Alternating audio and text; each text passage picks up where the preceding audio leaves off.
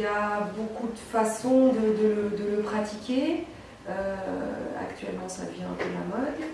Et il a émergé surtout dans les entreprises, au sein des entreprises. On l'a connu un peu via ça.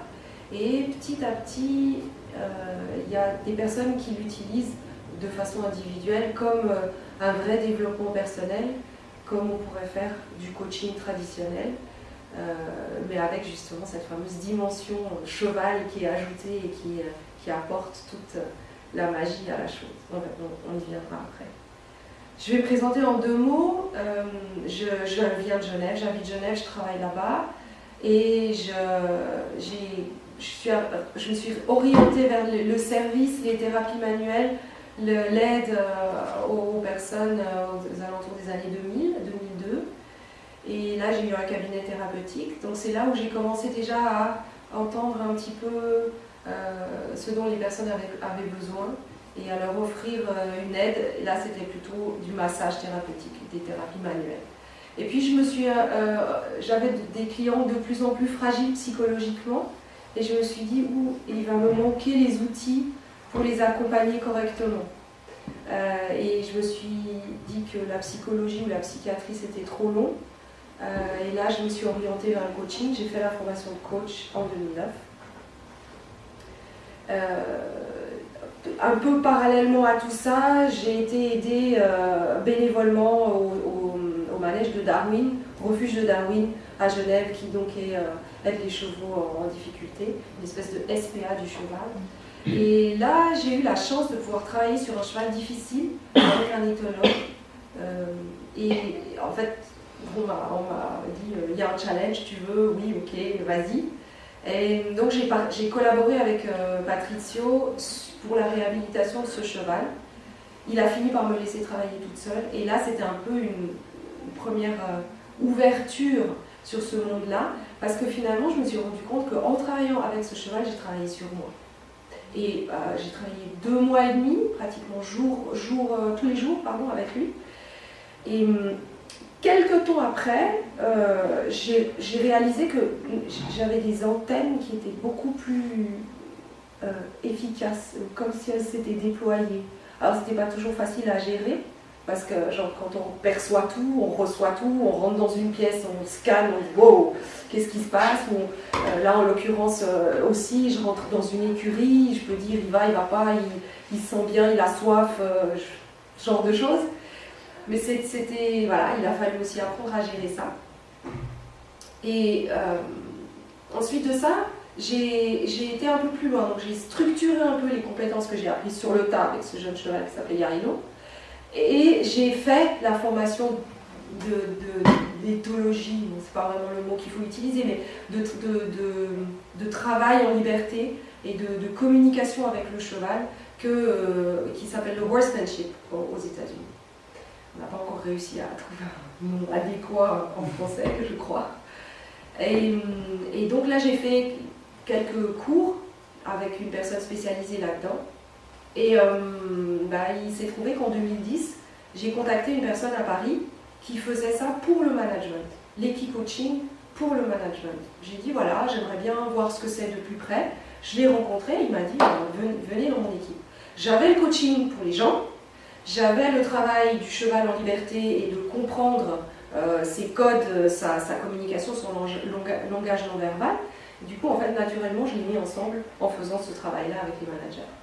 Travail très spécifique, dans un rond long, avec des exercices spécifiques, très cadrés, très carrés. Mais à l'époque, c'était quelque chose où je me suis sentie complètement à la maison et où j'ai vu l'efficacité en fait. Après Paris, Luxembourg, Belgique, c'était vachement loin de Genève, donc j'ai arrêté d'aller si loin. Et j'ai repris petit à petit, d'abord avec des amis, après un peu plus loin, à pratiquer un peu à ma sauce, selon les besoins, avec mes outils. Je suis aussi praticien PNL. Dans le manège dans lequel j'avais un cheval en pension, je montais, ma fille montait, et où je guidais les balades du dimanche matin, bénévolement. Et du coup, voilà, c'est là que j'ai commencé vraiment à pratiquer en individuel avec des personnes qui cherchaient à découvrir où était leur fil rouge, à faire parler l'aspect qu'elles sentaient caché mais qu'il fallait faire émerger, des personnes qui avaient un petit peu de peine à se reconnecter avec elles-mêmes, un peu genre je ressens des trucs mais je sais pas ce que c'est, ou je pars en vrille, je sais pas comment gérer le truc, ou j'aimerais mieux faire quelque chose, mais toujours en lien avec la relation à l'autre, la relation à soi, les émotions qu'on peut avoir à l'intérieur de soi, le ressenti, de façon plus générale plutôt que émotion, mais le ressenti, mettre des mots dessus. Et pour ça, le cheval était un vecteur assez incroyable, un ami, un partenaire de travail assez incroyable. J'en aurais plein, je peux vous en raconter plein, des anecdotes juste géniales, où il y a toute cette part d'indicible qui arrive. Je travaille au parc avec plusieurs chevaux, et la personne peut choisir un cheval, un partenaire pour travailler, à qui je vais lui demander comment il va te montrer que ce que tu as décidé, c'est bien pour toi. Ça paraît une question débile, hein. Comment il va te montrer que ce que tu as décidé de faire, c'est bien pour toi? Je sais pas. Eh bien, tout le monde me trouve une solution géniale, une réponse géniale, et qui est toujours en lien avec ce qu'on a dit ensemble. Parce qu'il y a un travail de coaching pur qui précède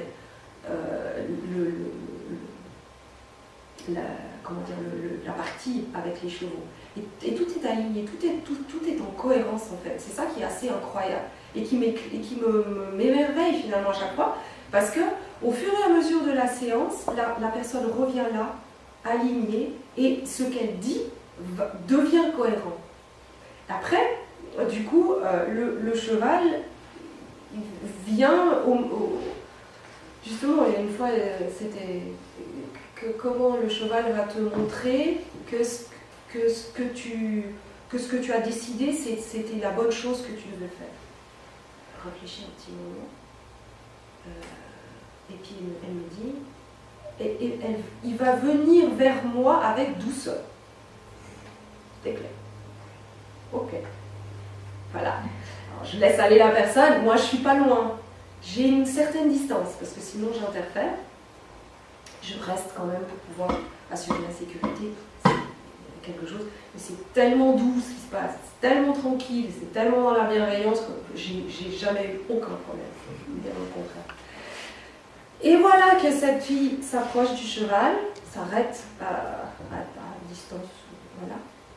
Et quelque chose se met en place, et tac, le cheval s'approche d'elle avec douceur. Et elle se retourne, sourire jusque-là. Hey. Et des fois la séance s'arrête là. On ne va pas décortiquer, on ne va pas expliquer, surtout pas. On reste avec le ressenti. Et c'est ça qui est intéressant, très intéressant je dirais. Avec l'équi-coaching, coaching qui est facilité par le cheval, c'est que quand la personne arrive à cette espèce de conclusion là, elle l'a ressenti. Et donc elle l'a vécu. Elle a marché avec, elle a marché dans les baskets de ce ressenti, et en cohérence avec ce qu'elle a pensé, puisque on a déroulé un fil de pensée, des suites logiques ensemble, et elle est arrivée à sa propre conclusion qui était la meilleure pour elle, et elle l'expérimente avec le cheval. Donc elle part de là, elle a vécu, et elle est capable de nouveau du coup de le reproduire. Ce qui n'est pas forcément toujours le cas quand on fait du travail en humain-humain, parce qu'il y a beaucoup de parler, et à moins que l'accompagnateur soit vraiment dans l'émotion et aille travailler sur, faire rentrer la personne dans l'émotion et dans le ressenti, et bien souvent il manque cette partie d'intégration de l'information finalement qu'on peut repartir avec, et on sait que c'est devenu, on est devenu inconsciemment compétent qu'on sait faire, pour ceux qui connaissent les étapes de l'apprentissage. Et donc on se rend même plus compte qu'on fait différemment. Puis à la séance suivante, je demande comment ça s'est passé, tata. Et puis la personne me dit, il m'est arrivé ça, il m'est arrivé ça, il m'est arrivé ça, tata. J'aimerais travailler sur ça maintenant. Puis elle m'explique, et je l'écoute parler. Et dans ce qu'elle dit, c'est déjà différent. elle va utiliser d'autres mots, elle va mettre les phrases différemment, elle va organiser son discours qui est différemment. Et ses croyances aussi, parce qu'on parle sur la base de croyances qui nous construisent finalement. Ces croyances, elles ont aussi déjà changé. Et donc c'est là, moi je lui dis, tu te souviens ce que tu m'avais dit il y a 2 semaines, il y a une semaine, il s'était passé ça pour toi. T'as vu là ce que tu es en train de me dire? Ah ouais. Et des fois, ils ont pas vu. Tu n'as pas réalisé que tu avais fait le truc parce qu'on est devenu, grâce à cette intégration avec le cheval, inconsciemment compétent. On conduit la voiture et on n'a plus besoin de réfléchir. Le comportement, il est acquis. Alors, en 2 mots, pourquoi le cheval? Alors, pour ceux qui ont suivi la conférence d'Ursula, la toute première, elle a donné déjà des bonnes indications, mais je les répète pour celles qui n'étaient pas là. Donc, pourquoi le cheval? Surtout, à la base, c'est un animal de proie. Et donc, toute sa psychologie va être organisée sur un mode pour me sauver, je dois partir. Donc, pour se sentir en sécurité, plutôt pour se protéger des prédateurs, il a développé une sensibilité qui lui permet de les voir de très loin. Parce que le prédateur à côté, c'est moins facile de rester en vie que le prédateur à 500 mètres. Et donc, effectivement, le cheval a développé des capacités sensorielles de décodage de son environnement extrêmement puissantes. Et c'est ça qui va nous servir, parce que sa sensibilité, c'est un animal réactif. Donc, il ressent, il réagit. Il ressent, il réagit. Quand je suis là et que je suis X ou Y à l'intérieur de moi, lui, il va réagir en conséquence. Mon rôle de coach, dans ce cas-là, c'est de dire, vous avez vu ce qui s'est passé pour le cheval? Il y avait quoi à l'intérieur de vous à ce moment-là? Et de traduire ça, de mettre ça ensemble quelque part. Donc cette immense sensibilité. Après, le fait que le cheval renvoie par cette réactivité, dans ce moment présent, il ressent, il réagit. Il ressent, il réagit. Toujours ici et maintenant. Ça veut dire qu'à chaque fois que j'évolue à ses côtés, il va me donner du feedback. Alors on parle du cheval miroir, oui, mais non. Enfin, oui, dans le sens où il va renvoyer une image, mais c'est une image dynamique. C'est pas une image statique du miroir, c'est une image dynamique. Il va y ajouter, lui, sa dimension. Après, au sein de l'art, chaque cheval est un leader naturel. On appelle un peu ça leader de compétence, qui prendra le rôle de leader quand c'est nécessaire.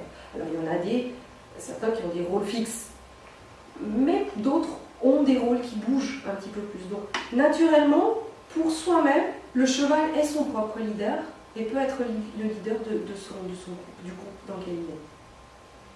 Après, dans sa manière, évidemment, le cheval est un animal qui n'a pas de jugement. Il ne peut pas porter un jugement sur les choses. Il est naturellement bienveillant, il accueille. Après, il reste si ça lui va, il part si ça ne lui va pas. Mais il prend. Il ne va pas aller contre, il ne va pas rejeter, et évidemment, il n'y a pas cette possibilité de jugement. Et ça aussi, c'est une dimension intéressante par le coaching, parce que du coup, des fois, j'ai des personnes, elles n'osent pas. Il y a un gros morceau là qui monte. Et parce que je suis un humain qui peut porter un regard sur les choses, l'autre ne va pas oser. C'est trop intime, c'est trop ça. Alors je lui dis, allez le dire à lui là-bas. Et alors c'est distible.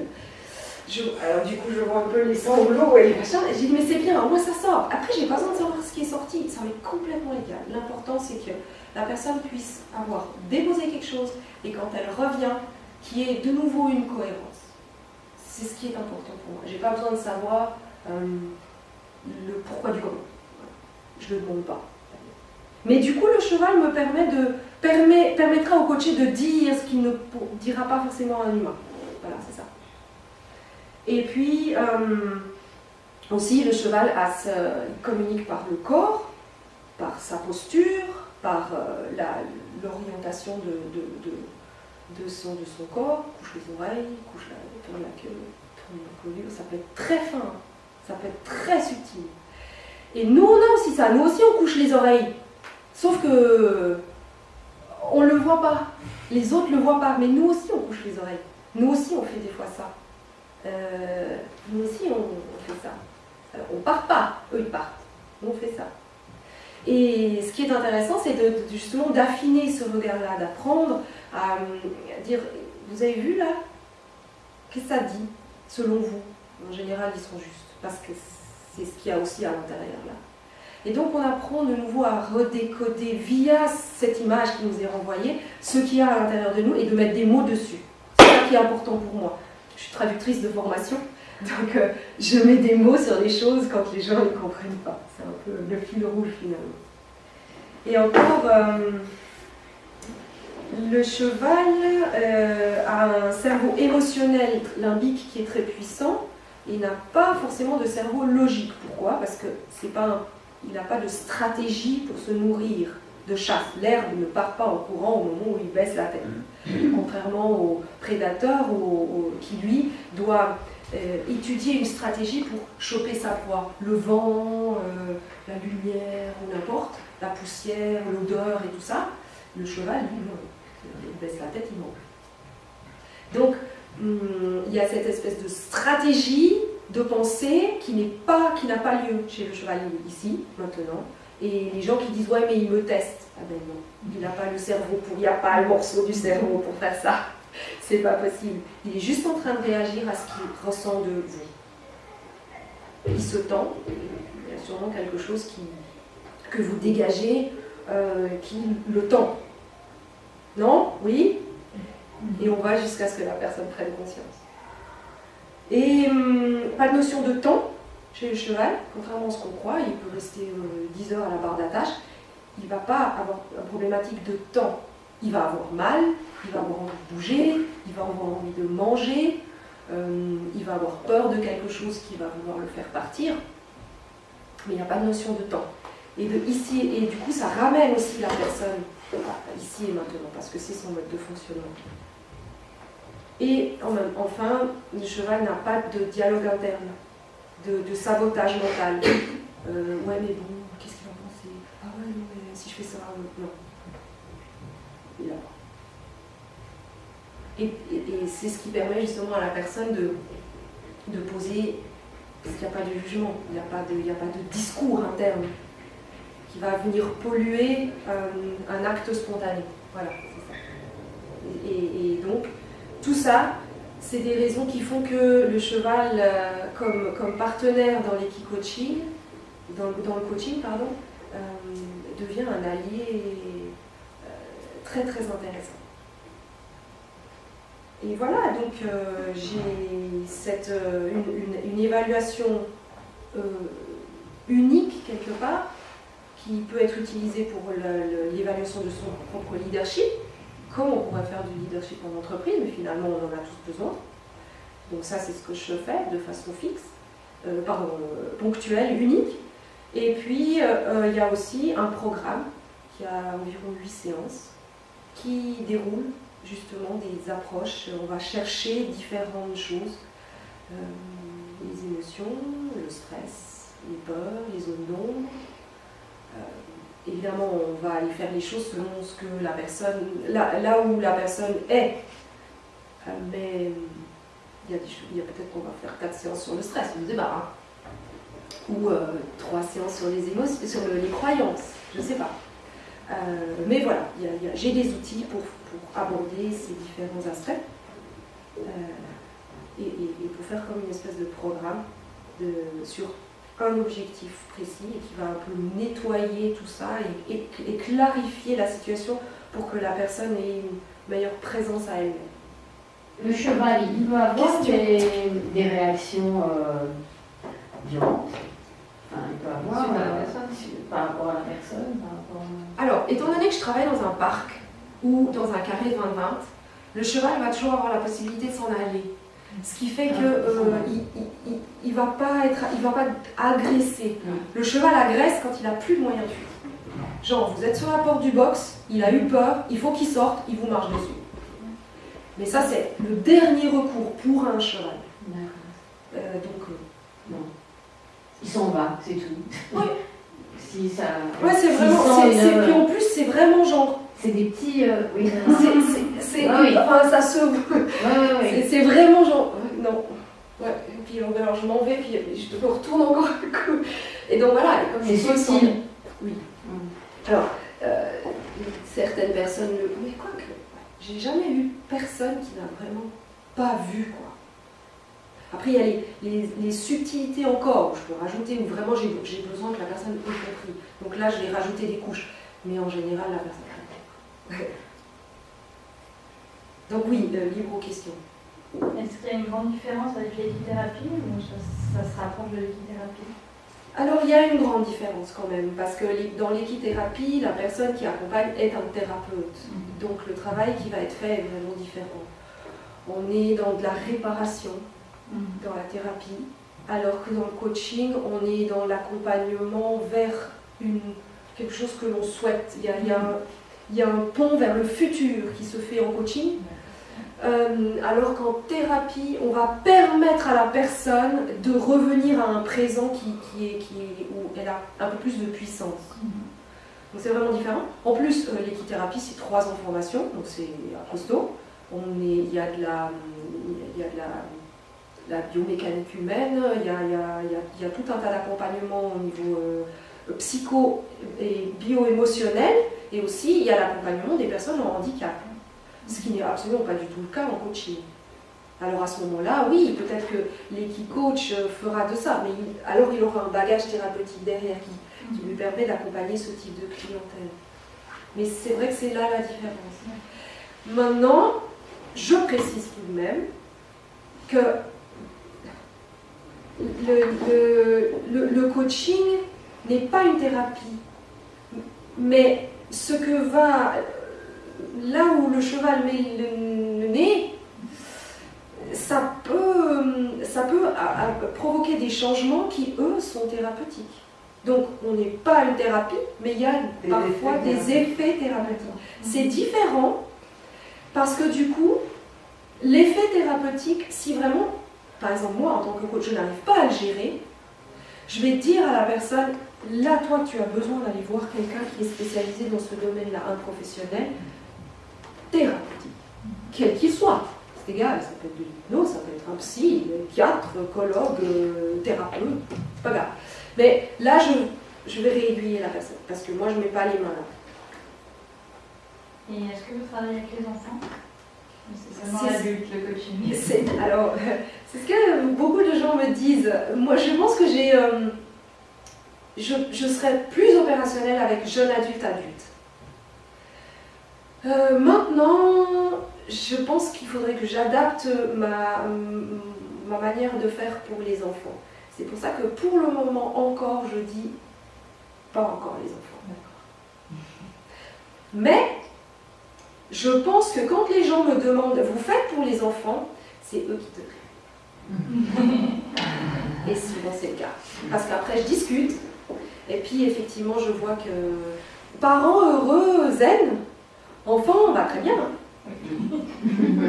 Ah, c'est assez magique. Hein. J'ai un enfant de 15 ans. J'ai une fille de 15 ans. Donc je sais de quoi je parle. Et quelque part, j'ai eu la chance de rencontrer beaucoup de personnes qui m'ont aidée, qui m'ont un peu, pas piloté, mais qui m'ont accompagnée au fur et à mesure de l'évolution que j'ai pu faire avec les thérapies, le coaching, la formation d'adultes, toutes les formations que j'ai pu faire.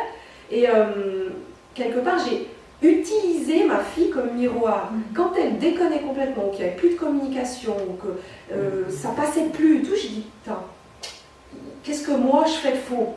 J'ai un peu une propension à remettre complètement en question tout le temps aussi, mais du coup ça m'a beaucoup servi. Et c'est pour ça que je dis vraiment en connaissance de cause, parents zen et sereins, enfants ils vont bien. Et ouais, j'aurais vraiment tendance à dire, si vous demandez une thérapie pour vos enfants, regardez voir un petit peu chez vous s'il n'y aurait peut-être pas quelque chose à faire, mais pas de thérapeutique, mais peut-être un accompagnement pour peut-être cette question-là que vous êtes en train de poser pour votre enfant. Cette chose qui vous dérange, comment est-ce que vous pouvez la gérer au mieux? Voilà, c'est ça. Merci en tout cas. Merci.